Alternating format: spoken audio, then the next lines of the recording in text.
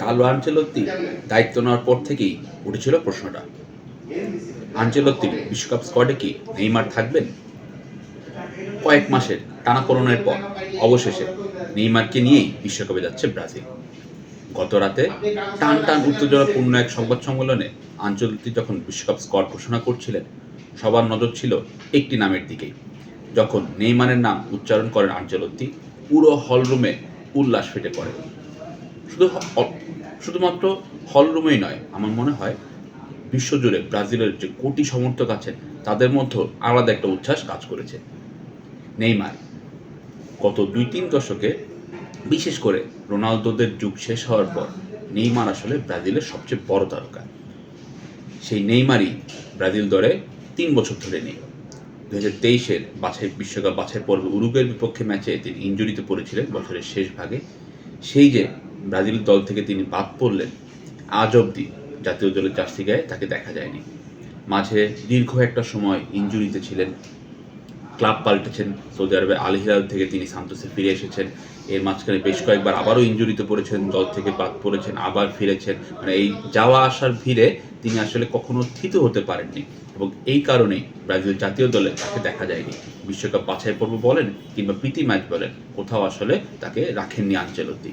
কিন্তু আনচেলত্তির কাছে বারবারই প্রশ্ন ছিল, নেইমার তো এখন ফিট হয়ে উঠেছেন, তাকে কেন ব্রাজিল স্কোয়াডে রাখা হচ্ছে না?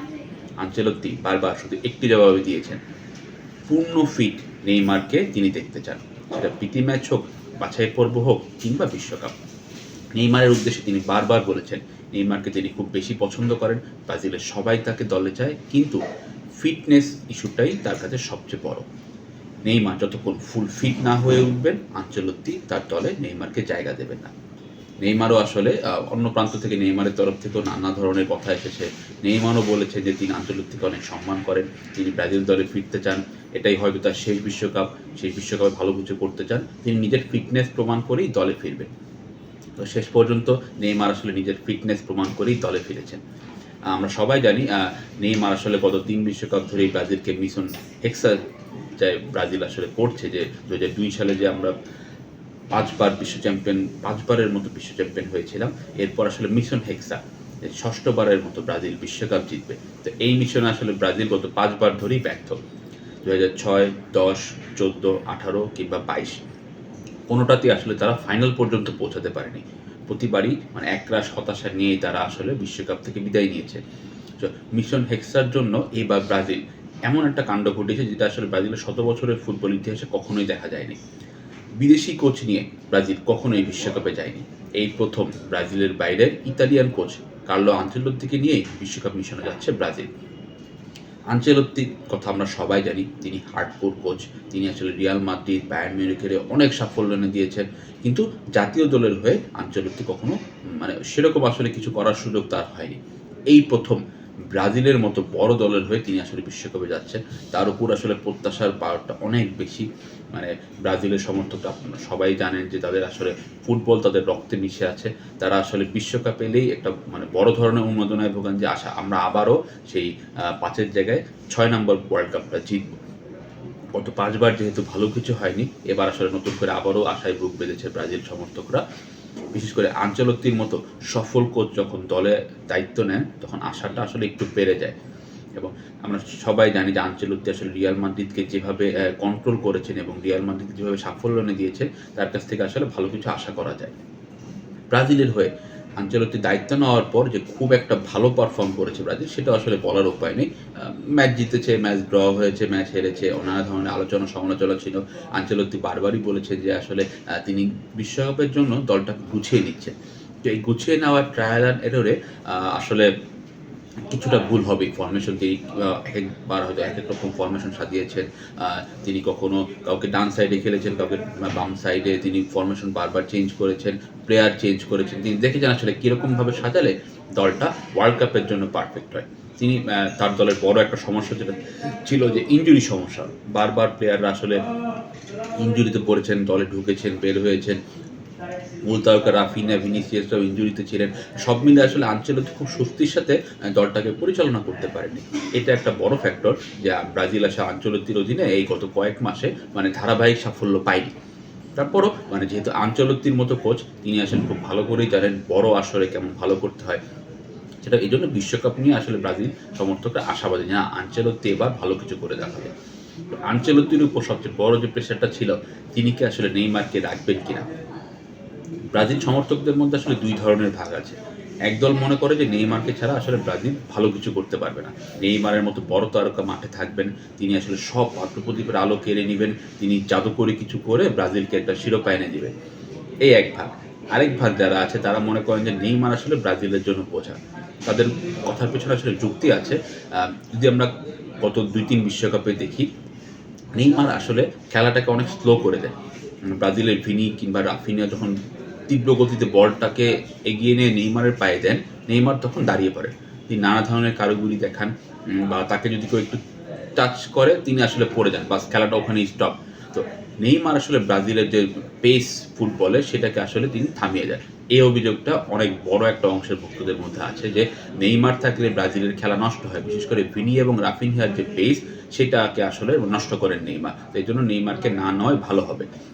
তো এই ২ দলের দ্বন্দ্বের মধ্যেও আমরা যেটা জরিপ কিংবা অন্যান্য যেকোনো অনলাইন বলেন কিংবা পেপার বলেন, পুরো ইউরোপ কিংবা ব্রাজিল, পুরো ওয়ার্ল্ডের সংবাদ মাধ্যমে এবং ভক্তদের যে রিঅ্যাকশন, তারা আসলে নেইমারকে কম বেশি ব্রাজিলের ওয়ার্ল্ড কাপ দলে দেখতে চেয়েছেন, বড় একটা অংশ। যে নেইমার যদি না থাকেন, এবার ওয়ার্ল্ড কাপে আসলে এমনিতেই একটু নানা ধরনের সংকটে ভুগছে। এত বড় ওয়ার্ল্ড কাপ, ৪৮ দল, ১০৪টি ম্যাচ, এত দীর্ঘ সময় আসলে কিভাবে দর্শক জনপ্রিয়তা ধরে রাখবে ওয়ার্ল্ড কাপ। তো এর মধ্যে যদি আবার বড় তারকা একজন না থাকে, তো মেসি, রোনালদোর এটা শেষ বিশ্বকাপ, নেইমারেরও যদি না থাকেন, তাহলে মেসি, রোনালদো, নেইমারের যে একটা লড়াই আমরা সবাই উপভোগের অপেক্ষায় আছি, সেটা হয়তো দেখতে পারবো না। এই সংখ্যাটা করেছিলেন। শেষ দিন পর্যন্ত আনচেলত্তি আসলে একটু দ্বিধায় ছিলেন। তিনি যে রয়টার্সকে ইন্টারভিউ দিয়েছেন, সেখানে তিনি নেইমারের অনেক প্রশংসা করলেও শেষে গিয়ে বলেছেন যে আবেগ দিয়ে তিনি কোনো ধরনের সিদ্ধান্ত নেবেন না। নেইমার যদি ফিটনেস প্রমাণ করতে পারে, তার কাছে যদি মনে হয় যে না, পুরো ওয়ার্ল্ড কাপ জুড়ে নেইমার আসলে ৯০ মিনিট খেলার মতো ক্যাপাবিলিটি রাখেন, তাহলেই কেবল তিনি নেইমারকে ২৬ জনের স্কোয়াডে নিবেন। তো নেইমারের জন্য হয়তো কিছুটা আশীর্বাদ বয়ে এনেছে এস্তেভাওয়ের ইনজুরি। আমরা সবাই যেটা ধারণা করছিলাম যে এস্তেভাও কিংবা নেইমার দুজনের যেকোনো একজনকে বেছে নেবেন আনচেলত্তি। যেহেতু এস্তেভা আসলে খুব ভালো করছে, তরুণ একজন ফুটবলার, তিনি চেলসির হয়ে, ব্রাজিলের হয়ে, বিশেষ করে ব্রাজিলের হয়ে শেষ কয়েক ম্যাচে আসলে তিনি দারুণ পারফর্ম করেছেন। সবাই যেটা ধারণা করছিল যে নেইমারকে বাদ দিয়ে এস্তেভাওকেই দলে নেবেন আনচেলত্তি, কিন্তু দুর্ভাগ্যজনকভাবে এস্তেভা আসলে ইনজুরির জন্য ওয়ার্ল্ড কাপ থেকে ছিটকে গেছেন। তো এই সুযোগেই আসলে নেইমারের জায়গাটা আসলে পাকাপোক্ত হয়েছে, বা নেইমারকে না নিয়ে আনচেলত্তি আসলে কোনো অপশনও ছিল না। সত্যি কথা যদি আমরা বলি, নেইমারকে বাদ দিয়ে দল তিনি আসলে সাজাতে পারতেন না। তো এটা একটা বড় প্লাস পয়েন্ট কাজ করেছে নেইমারের দলে ঢোকার পিছনে। আরেকটা যেটা বড় কারণ যে ব্রাজিলের আসলে নাম্বার 9 নেই। আমরা যেটা সবাই জানি, সেই রোনালদো নাজারিওর পর থেকে ব্রাজিল আসলে তেমন ভালো নাম্বার 9 খুঁজে পায়নি। রিচার্লিসন বলেন কিংবা অন্য যেকোনো প্লেয়ার যারা এসেছে, তারা আসলে খুব ভালো কিছু করতে পারেননি। তো এবারও আসলে কিন্তু ব্রাজিলের যে পারফেক্ট নাম্বার 9 বলে কিছু নেই। ভিনি এবং রাফিনিয়া উইংয়ে খেলবেন। তো এই ২ উইংয়ের মাঝখানে এমন একজন ফুটবলারকে দরকার, যিনি আসলে মাঝমাঠও সামলাতে পারেন, যিনি আসলে আক্রমণ ভাগে উঠে গোলও করতে পারেন। তো এরকম একটা প্লেয়ার আসলে ব্রাজিলের হাতে নেইমার ছাড়া আনচেলত্তির কাছে আসলে অপশন নেই। নেইমারের ওপর ভরসা তিনি এজন্যই করতে পারেন যে নেইমারের দীর্ঘ একটা অভিজ্ঞতা আছে। প্রায় ১৫-১৬ বছর ধরে তিনি আসলে পেশাদার ফুটবল খেলছেন। ব্রাজিল জাতীয় দলের সঙ্গে আছেন, বার্সেলোনায় খেলেছেন, পিএসজিতে খেলেছেন। তিনি আসলে জানেন কোন মুহূর্তে আসলে কি করতে হয়। তো নেইমারকে দিয়ে মিডফিল্ড কিংবা অ্যাটাক, এই ২ কাজই আসলে কার্লো আনচেলত্তি দল পাবে। এবং নেইমার যখন মাঠে থাকবেন, তিনি আসলে যতটুকুই ফিট থাকেন না কেন, আ উম তার বয়স যতই হোক, তিনি যতটুকু ভালো বা খারাপ ফর্মে থাকেন, নেইমার মাঠে থাকা মানে ব্রাজিলের জন্য একটা এক্স ফ্যাক্টর। এই এক্স ফ্যাক্টরটাই আসলে তাকে দলে নেওয়ার জন্য মানে প্রভাবটা বেশি ফেলেছে আরকি। যে এক্স ফ্যাক্টর যদি দলে থাকে, প্রতিপক্ষের উপর একটা চাপ থাকবে যে নেইমার বল পায়ে পেলে তিনি কিছু একটা করে দেখাবেন। এই ভয়টা প্রতিপক্ষের ডিফেন্ডারদের মনে যখনই ঢুকবে, তো তাদের উপর বাড়তি একটা চাপ থাকবে। এই চাপেই ভিনি এবং রাফিনহা, তারা আসলে এই সুযোগটা নিতে পারবে। তো সবকিছু মিলে নেইমারের দলে ঢোকাটা আসলে ব্রাজিল সমর্থকদের জন্য একটা আনন্দের খবর। তারা আসলে অপেক্ষা করছেন নেইমার জাতীয় দলের হয়ে আসলে শুরু থেকেই বিশ্বকাপের ম্যাচগুলোতে তিনি মাঠে নামবে। যদিও ব্রাজিলের অভিজ্ঞ ফুটবলার কাসেমেরো কিছুদিন আগে বলেছিলেন যে নেইমারকে আসলে ৯০ মিনিট খেলার দরকার নেই। বিশেষ করে এবার তো গ্রুপ পর্ব, আসলে ২ টা গ্রুপ পর্ব হবে। তো প্রথম গ্রুপ পর্বে হয়তো তিনি দ্বিতীয়ার্ধে নামলেন কিংবা ২০ বা ২৫ মিনিট খেললেন কিংবা আধা ঘন্টা খেললেন। তিনি আসলে দেখলেন তিনি আসলে কতটুকু ফিট বা তিনি আসলে কতটুকু করতে পারেন। এরপর শেষ ১৬ তে যদি ব্রাজিল ওঠে তখন থেকে আসলে নিয়মিতভাবে নেইমারকে খেলানোর পক্ষে তিনি।